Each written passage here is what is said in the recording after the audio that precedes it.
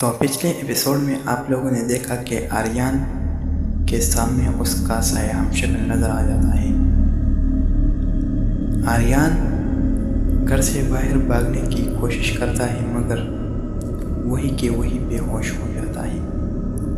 जब सुबह होती है तो आर्यन बहुत अपने बिस्तर पर आ चुका होता है।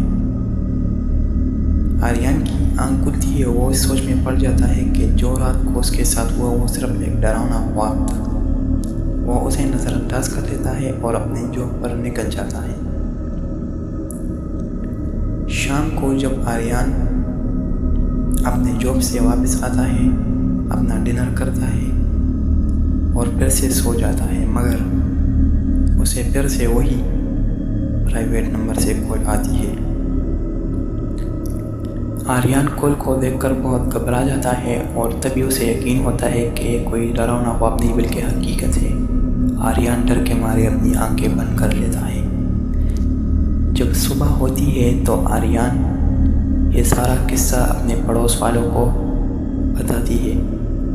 पड़ोस वाले आर्यन का ये किस्सा सुनकर बहुत डर जाते हैं। आर्यन इसकी वजह पूछने लगता है तो पड़ोस वाले बताते हैं कि आज से करीब 10 साल पहले तुम्हारी तरह एक लड़की भी यहाँ रहने आई थी जिसका नाम था अनीला। बदकिस्मती से अनीला के घर में उसी रात 2 चोर घुस जाते हैं। अनीला चोरों को देखकर बहुत घबरा जाती है और चिल्लाती है कि बचाओ बचाओ बचाओ।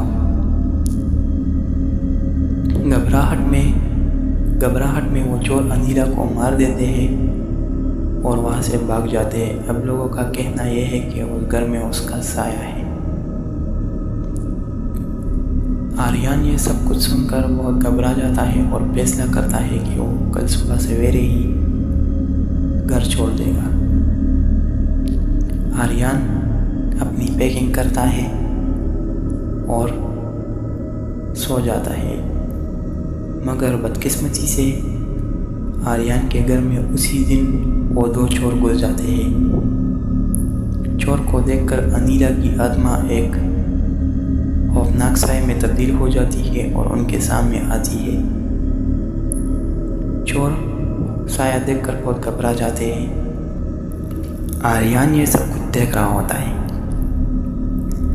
अनीला का साया उन 2 चोरों के पीछे होता है और उन्हें मार देता है।